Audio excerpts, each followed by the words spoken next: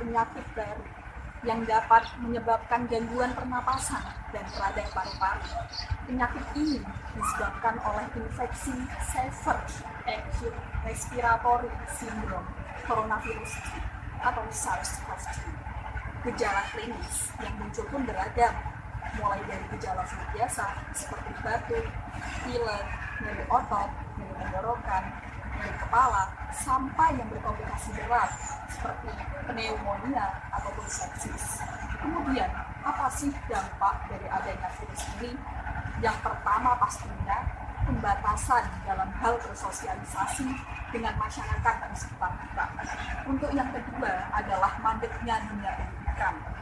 Ya, memang bukan benar-benar mandek, namun dunia pendidikan yang biasanya kita lalui dengan pembelajaran tatap muka harus kita lalui via daring.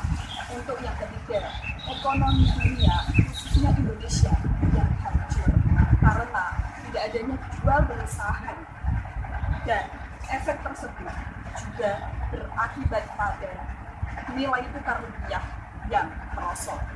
Untuk yang keempat adalah adanya hambatan dalam melakukan ibadah di tempat-tempat peribadatan. Untuk yang terakhir adalah stigma masyarakat yang bermunculan terhadap pasien dan keluarganya yang parah dan malah memperburuk tatanan sosial masyarakat. Oke, kami akan memberikan video tentang keseharian masyarakat yang hilang akibat adanya COVID-19. Saat semua menghilang, kau tetap setia menjaga. Kau berkorban tanpa suara demi senyum yang lain. Saat semua tertidur, kau terjaga sepanjang waktu. Lupakan lelah ragamu demi raga yang lain. Dari cuplikan video yang telah kita lihat, Dunia kita pasti langsung telah menyadari bahwa kebiasaan-kebiasaan yang tadinya terlihat biasa saja merupakan sebuah nikmat yang luar biasa. Kita yang kadang mengabaikan untuk melaksanakan ibadah berjamaah di masjid, dan kini ibadah di masjid pasti adalah sebuah hal yang ingin kita sempurnakan. Kita ingin segera melaksanakannya. Ya, memang ada beberapa daerah yang masih dapat melaksanakan sholat berjamaah di masjid, tetapi mereka harus mematuhi anjuran pemerintah, yaitu dengan tetap menjaga jarak dan tidak bersalaman ketika selesai melaksanakan sholat. Dan para pelajar yang biasanya melaksanakan pendidikan di bangku sekolah ataupun perkuliahan, kini mereka harus melaksanakan pendidikan dengan via daring yang dinilai kurang maksimal dalam penerimaan pemahaman. Kemudian, guru hara Ramadan yang biasanya ramai dengan kegiatan keagamaan ini menjadi dampak dari pandemi, seperti sholat berjamaah di masjid ataupun musola, sholat tarawih di masjid ataupun musola, membaca Al-Quran bersama di masjid ataupun musola, serta adanya khutbah setelah sholat subuh di masjid ataupun musola, dan lain sebagainya. Dari hal tersebut, kita baru menyadari bahwa nikmat yang diberikan kepada Allah kepada kita, yaitu berupa nikmat kesehatan maupun nikmat lainnya adalah sebuah hal yang sangat penting bagi kehidupan manusia. Dan kita baru menyadari nikmat tersebut setelah adanya pandemi ini. Hal tersebut menggambarkan bahwa kita kurang menerapkan konsep tasawuf sebelum adanya pandemi, yaitu konsep tasawuf berupa rasa bersyukur atas segala apapun yang telah diberikan Allah kepada kita. Sebagai orang yang paham akan tasawuf, apa saja sih konsep-konsep yang dapat kita terapkan dalam menghadapi pandemi saat ini? Yang pertama adalah uzlah yang artinya mengasingkan diri, dan khalwat yang artinya menyendiri. Nampaknya kedua hal tersebut sangat sesuai untuk diterapkan pada saat kondisi sekarang ini.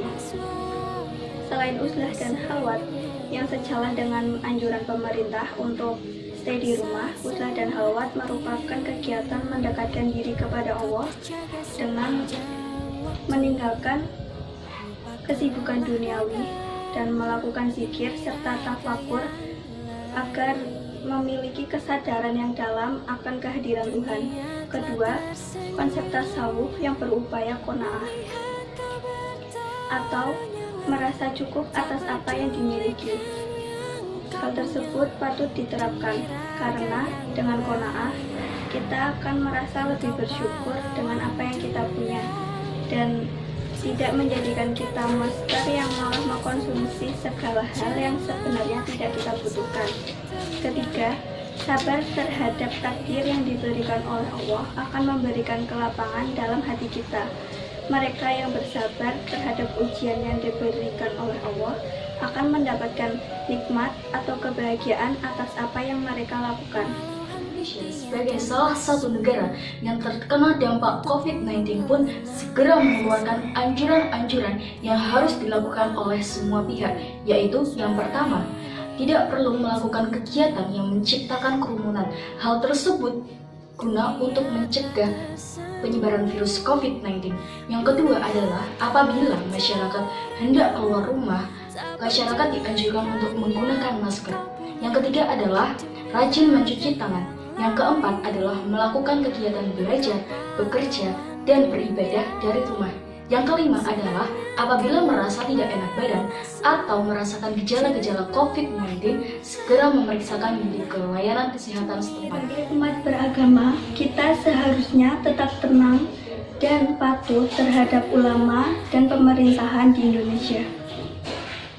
Kita juga harus terus berdoa dan istiqomah dalam melaksanakan ibadah agar virus yang sedang mewabah saat ini cepat dihilangkan dari bumi kita tercinta. Kemudian, dengan praktek tasawuf di tengah wabah COVID-19 saat ini sangat diperlukan bagi umat Muslim di Indonesia. Karena tasawuf mengajarkan cara mengolah jiwa, menenangkan diri, tidak panik, dan tidak galau dengan mendekatkan diri kepada Allah. Pada saat seperti sekarang ini, ketenangan jiwa sangat diperlukan karena jiwa yang tenang dapat meningkatkan daya tahan tubuh lahir maupun batin untuk menangkal virus agar tidak terpapar dan dijauhkan dari penyakit corona dengan lebih efektif. Badai tak kunjung berlalu. Akibat badai pandemi COVID-19 yang belum menemui titik temu ini, dampak besar terjadi pada semua elemen kehidupan, terutamanya pada aspek sosial dan ekonomi.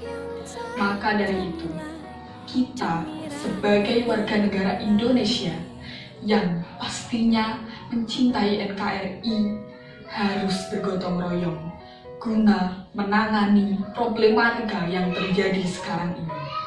Bersama kita bersatu, saling bahu-membahu menolong saudara-saudara kita, meringankan beban saudara setanah air kita. Semoga dengan ikhtiar yang kita laksanakan, yakni dengan mengikuti anjuran pemerintah dan mendekatkan diri kepada Allah, wabah ini lekas diangkat olehnya dari dunia pada umumnya dan khususnya Indonesia. Mari kita perangi wabah COVID-19 dengan cara cerdas. Kita bisa karena bersama.